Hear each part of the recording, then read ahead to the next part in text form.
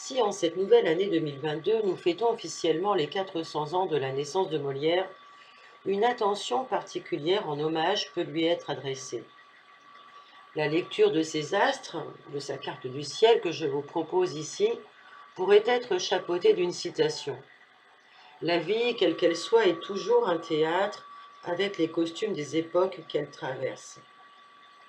400 ans après, peu de choses ont réellement changé dans l'évolution des mentalités. Derrière l'apparat se terre la main du pouvoir, et si on ergote, si on s'enflamme, eh bien c'est toujours pour des sujets aussi futiles que précieusement ridicules. Tant ce qui occupe nos présentes gazettes peut faire peine à voir. Pour Jean-Baptiste Poquelin, comme une postérité acquise grâce au degré de son ascendant Scorpion, le message est clair.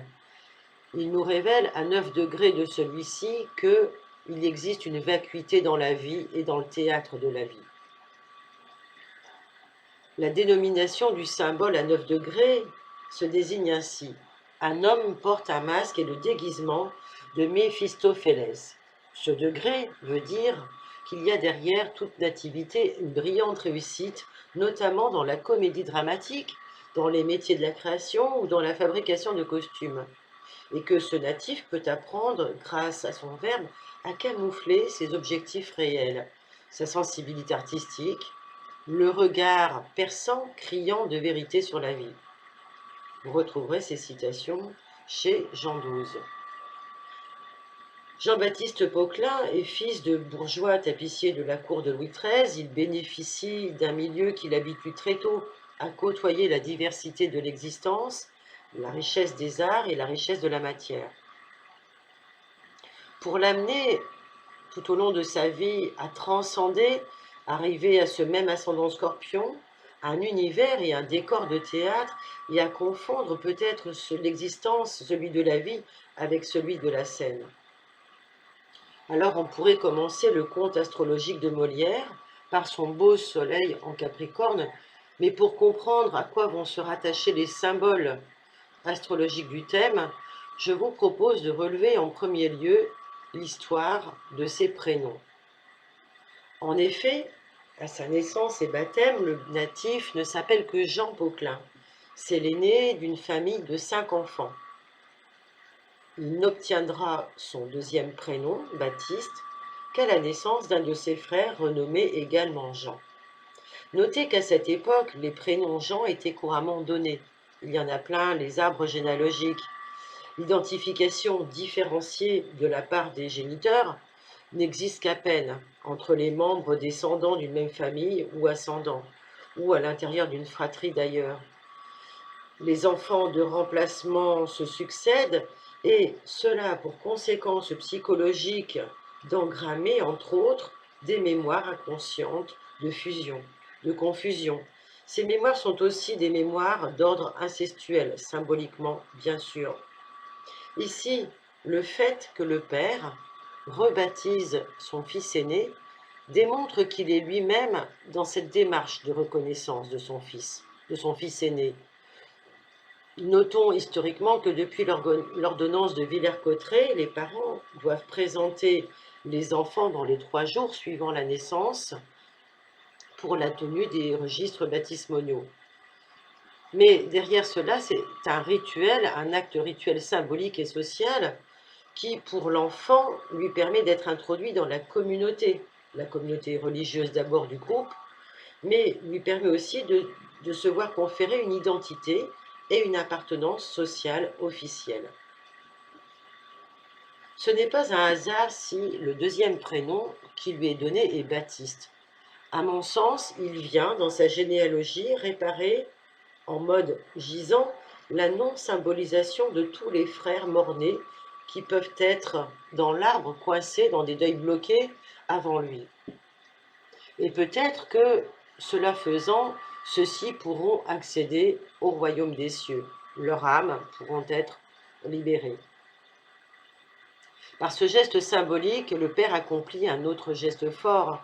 Il adoube son fils une deuxième fois, lui donnant par là même son accord, certes inconscient, pour la suite d'un destin en apparence contrariant et contrarié. C'est la vibration magique de l'âme des deux êtres qui s'expriment. Et cette vibration se retrouvera également à la fin de la vie de l'artiste, que nous verrons plus tard.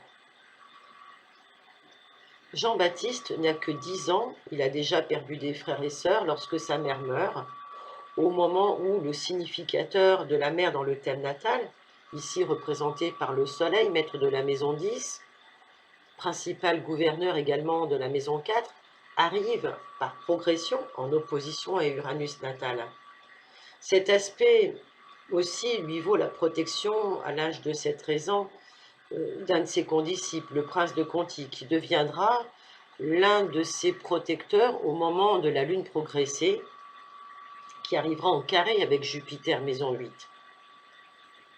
En bon soleil Capricorne, il commence dans la vie par la responsabilité d'assumer ce qu'il doit. Son devoir de satisfaire les attentes, les obligations morales, à vrai dire, il n'y a pas d'autre choix. Tout ce qui pèse sur lui.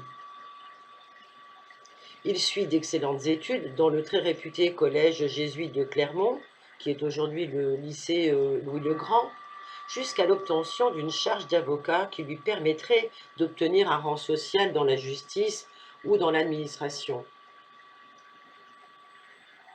Il est reçu à 19 ans, mais aux grandes dames de son père, Soleil maison 3 opposé à Saturne maison 9, dans l'axe justement de l'apprentissage et des études supérieures, il refusera cette carrière sécurisée comme empêchée.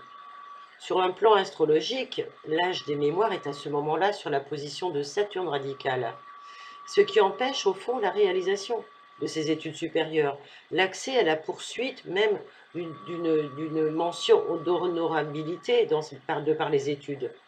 Notons également que cette opposition au Soleil exige de faire un choix, de se poser après s'être introverti pour qu'une réflexion émerge des profondeurs. Durant son enfance, Jean-Baptiste est nommé à 11 ans comme valet de chambre tapissier du roi. Et il fréquente à la cour des farceurs qui viennent animer et égayer la cour. Il y a Tabarin, Gros Guillaume, Gaultier-Garguille. Il baigne ainsi dans cette ambiance où s'agitent tous les talents. Et son seul réconfort est peut-être la présence de son grand-père maternel qui lui présente, qui le fait assister très régulièrement au théâtre de rue. Alors ce sera pour ce brillant saturnien l'occasion peut-être de tracer la voie de sa résilience. Ainsi, en 1643, il renonce donc à la possibilité de promotion sociale que lui offre ce diplôme. Il décide, contre l'avis de son père, de devenir comédien. Ce contre-avis est peut-être l'événement d'une mémoire aussi, par ailleurs, de trahison, de perte de confiance. Saturne rencontre à ce moment le carré de Neptune en maison 11, ce qui amène pour ce natif des pulsions qui sont certes peu identifiables, mais il est question pour lui, sans savoir réellement trop pourquoi, d'entrer dans un autre credo que celui qui lui est imposé, et ceci de façon quasi religieuse. C'est une vocation qui naît là. Et c'est à cet instant où la grâce sauve notre auteur, car avec ce type d'aspect, la tendance était forte de confondre le rêve avec la réalité, ce qui pouvait s'avérer vraiment dangereux à cette époque, et cela aurait pu être pris pour de la folie. Mais à son endroit, Jean-Baptiste Poquelin s'investit complètement dans des amours créatifs et grâce à une forme d'inspiration bohème de laquelle il fera jaillir une créativité hors norme. N'oublions qu'il a Jupiter trigone à Neptune, les 2 maîtres de la maison 5, de sa créativité.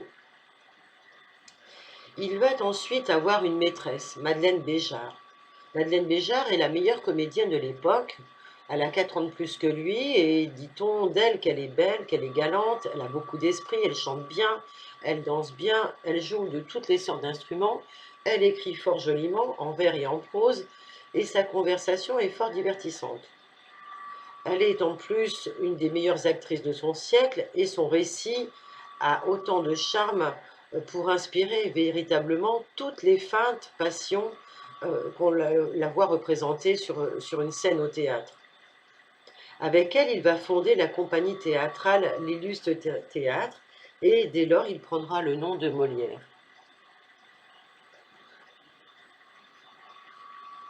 Dès le départ de sa vie, Molière voit une comédie, vit une véritable comédie dramatique pleine de rebondissements, avec des succès éclatants certes, mais aussi beaucoup d'aspérité dans l'adversité. À son honneur s'inscrit la citation suivante chez Jean XII: « Un homme harangue la foule, à côté de lui il y a un livre et une épée qui sont posés sur une table. » Bon, l'adversité est ainsi nommée. À cette époque, il n'y avait pas de protection sociale et aucun régime des intermittents du spectacle, bien évidemment. Les dépenses logistiques de mise en œuvre coûtaient cher et tout déboire financier amenait les comédiens derrière les barreaux de la prison du Châtelet. Molière, d'ailleurs, y séjourna quelques semaines d'août à octobre 1645. Notons qu'il put en sortir le temps pour son père d'intervenir et de réunir la somme qui allait le libérer et, pour ainsi dire, de le rebaptiser. Il partit ensuite en province, n'ayant pas d'autres mécènes sur place parisienne, toujours dans le respect des énergies de son thème astral, puisque Mercure, planète de la mobilité, est placé avant son soleil en conjonction appliquante. Mercure parle donc de tous ses mouvements aussi bien physiques qu'intellectuels. C'est l'une des planètes dominantes du thème, c'est Hermès, le patron des voyageurs et en même temps des comédiens. Elle est donc conjointe à ce soleil en maison 3. Cela va nous parler d'itinérance, de richesse et d'idées amplifiées et multipliées. Mercure est de plus dans la hauteur de la sélectivité puisqu'il est en Capricorne, avec Jupiter en Gémeaux, maison 8. Tout ceci apporte le talent pour la satire, la farce, la comédie, le rire d'en haut. Il sera d'ailleurs vu comme l'héritier français de la commedia dell'arte. C'est en province, vraisemblablement, qu'il trouva son nom de scène, Molière. Pour certains, et pas forcément pour tous, Molière n'est autre que le nom de Sieur de Meulière, une petite ville du sud de la France, dit-on. Et c'est lors d'un cycle complet de 12 années, un cycle de Jupiter, qu'il entreprit de partir une longue période, donc, loin de Paris, dans la dépendance de ses protecteurs, bien sûr, successifs. Il est obligé de les suivre, il traverse la France et réfléchit, mûrit son style et construit son genre littéraire. Alors, les régions qu'il fréquente en France sont la Guyane, le Languedoc, la Bourgogne, la vallée du Rhône, pardon, le Dauphiné. Quand on regarde son thème avec tous les aspects formés par les astres, Molière, on le devine, est un archétype à lui tout seul. C'est un personnage de théâtre dans le grand théâtre de la vie. Il a été confronté très tôt à l'adversité. Face à la souffrance de deuil à faire, il lui a fallu métaboliser d'une façon ou d'une autre ses souffrances et peut-être s'est-il évertué à écrire le côté satirique de la vie en étant aussi le dénonciateur des faux semblants de celle-ci. Disait-il, dans le siècle où nous sommes, on ne donne rien pour rien. Sa carrière a été l'objet de combats perpétuels, car même arrivé au succès et à la richesse, il était toujours cerné, dirait-on, ou entouré de jaloux concurrents, et il vivait dans un milieu où la jalousie, la raillerie véhémente ne pouvaient pas l'épargner. Il y a d'abord Jupiter rétrograde dans les symboles, on peut le penser, qui le pousse à sortir de sa légitimité en le confrontant à un système disqualifiant, le jugeant dans ses mœurs. Ses adversaires ne cesseront de lui attribuer toutes sortes de calomnies et de critiques acerbes, l'accusant par exemple d'avoir épousé la fille de sa première maîtresse, protectrice, et d'être le cocu de service. Bon. Puis nous avons Pluton en exil dans le signe du Taureau, qui lui interdit finalement toute forme de pouvoir serein, de bonheur tranquille, et qui l'invite surtout à œuvrer dans un milieu où vivent les requins du pouvoir, où ceux-ci sévissent sans vergogne. C'est dans ce monde obscur et sombre, cependant, qu'il arrive à défier son ombre, donc descendant taureau, toutes ses mémoires familiales avec un nœud sud en taureau aussi, pour s'affranchir et aller vers son ascendant scorpion et son nœud nord. Il apprend durant sa vie d'artiste à manier le gouvernail de l'art et du pouvoir. Il fait face au complot mené par Lully, le célèbre musicien favori du roi et ancien partenaire, pour la composition de toutes les musiques de ses ballets dans ses pièces de théâtre. Mais cette concurrence déloyale l'a finalement privé de tout soutien financier de la part du roi. Et en bon descendant taureau, il n'a pas spécialement craint le côté combatif de la vie. Il a poursuivi.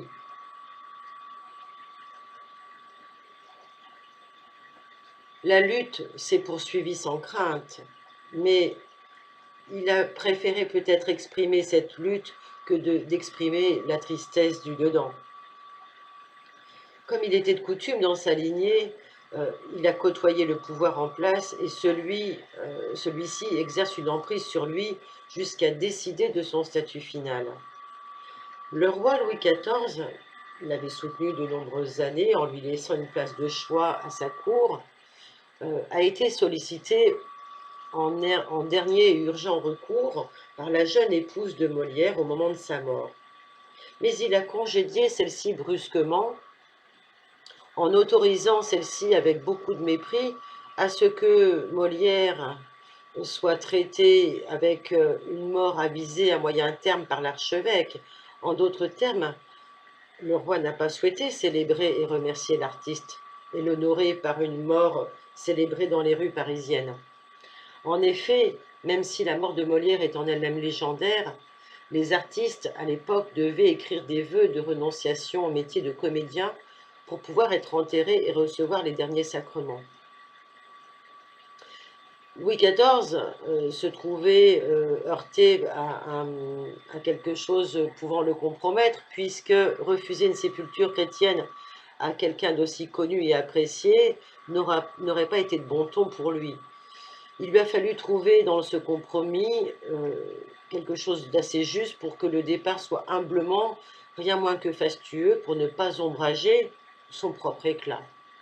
Alors la cérémonie a été ordonnée possible, à condition que celle-ci fût sans aucune pompe, avec 2 prêtres seulement, et hors des heures du jour, et qu'il ne soit fait aucun service pour lui, ni dans la dite paroisse, ni ailleurs.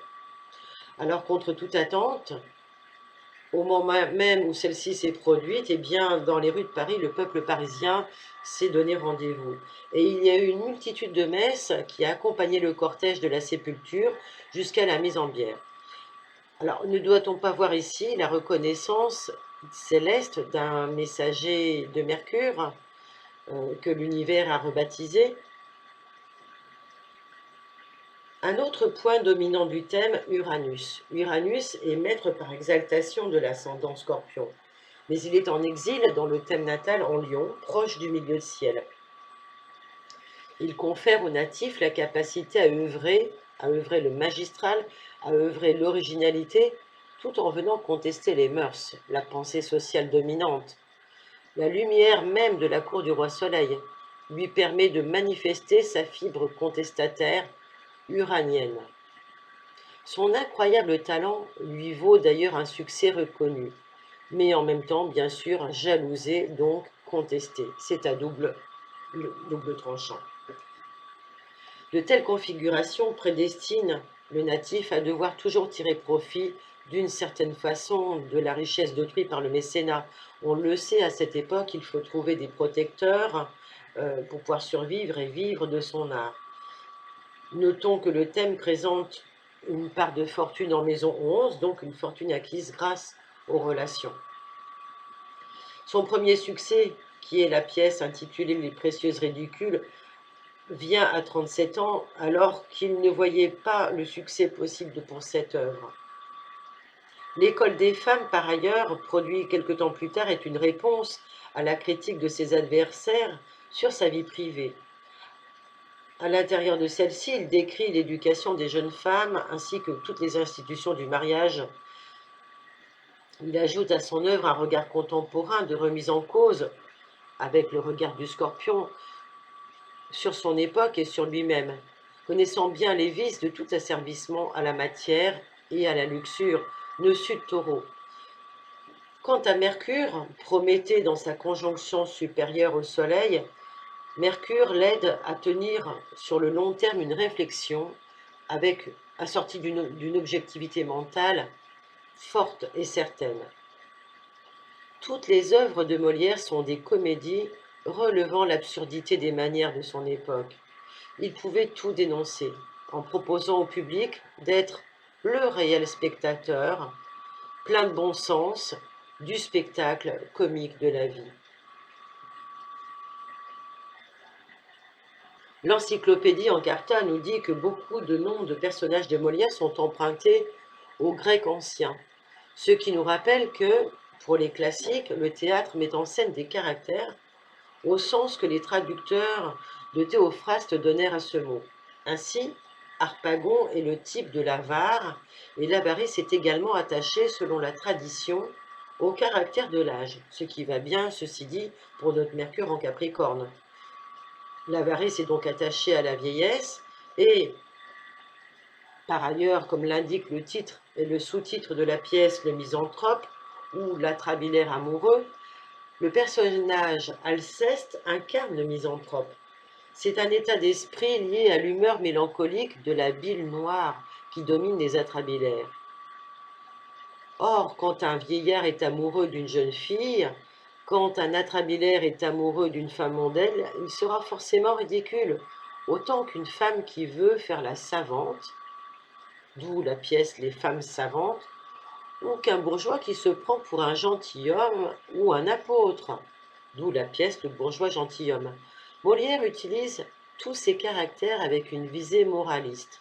Ces pièces mettent en scène les multiples visages de la déraison face à l'unique caractère de la raison, celui de l'homme honnête, qui est représenté dans toutes ces pièces, tantôt par un personnage, celui du raisonneur, tantôt par une servante au bon sens populaire, nous dit-on. Vers l'âge de 1673 à 51 ans, au moment de l'apparition de ses problèmes respiratoires, il subit une pleurésie, une pneumonie, une coqueluche. C'est le retour du carré décroissant de Saturne à Saturne qui vient se rappeler à lui. Le natif est atteint d'une toux qui ne le quitte plus. Il continue cependant de travailler de façon besogneuse et sans relâche, de monter sur scène, mais semble-t-il angoissé par l'idée de la mort qu'il ne connaît que trop bien. Sa vie est aussi une succession de drames et de pertes. Uranus est proche du milieu de ciel, rappelons-le, et tous ses enfants à lui, qu'il a eu avec la jeune nièce de sa première compagne, tous ses enfants sont décédés en bas âge. Il ne pouvait pas s'imaginer autrement qu'en tant qu'acteur vivant en s'inventant une maladie imaginaire. C'est la dernière scène qu'il a pu jouer et qui pour lui ne lui retirerait rien d'important.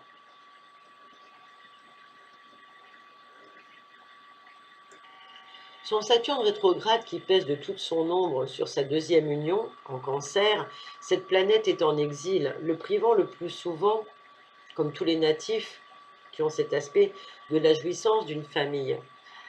Mais tout cela avec une tension contenue qui est telle qu'elle empêche la manifestation finalement positive du signe du Cancer. Jupiter, maître de la maison 5, de la procréativité, donne de nombreux enfants, certes, mais alors qu'il est en maison 8, eh bien, il les retire, c'est la maison symboliquement de la mort. Cela peut évoquer, dans le transgénérationnel, une mémoire ancienne, dans la généalogie d'enfants non baptisés, peut-être, qui viennent ici errer.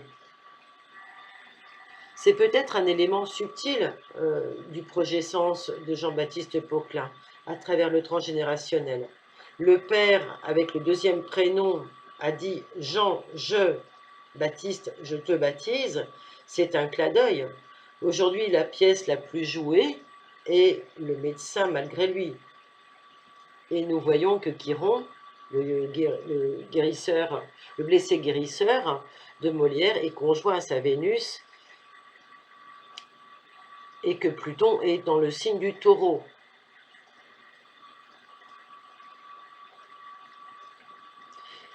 Le thème de Molière présente également une pyramide de signes d'eau, ce qui lui confère une certaine texture émotionnelle, riche de fibres d'empathie, mais le dote aussi d'une très fine psychologie, et on le voit d'ailleurs dans l'invention de tous ces personnages.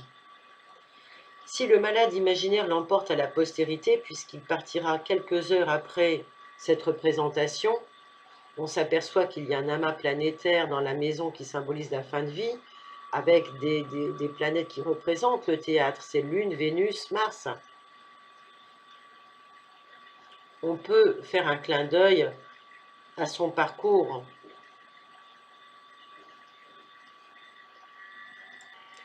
Beaucoup d'autres aspects du thème de Molière pourraient être étudiés aussi bien en astrologie classique, humaniste que transgénérationnelle. Mais aujourd'hui, ce qui est le plus important, c'est peut-être d'écouter, de revoir, de ressentir une nouvelle fois toutes ces pièces qui sont d'une richesse vertigineuse et, j'ai envie de dire, éternelle. Voilà.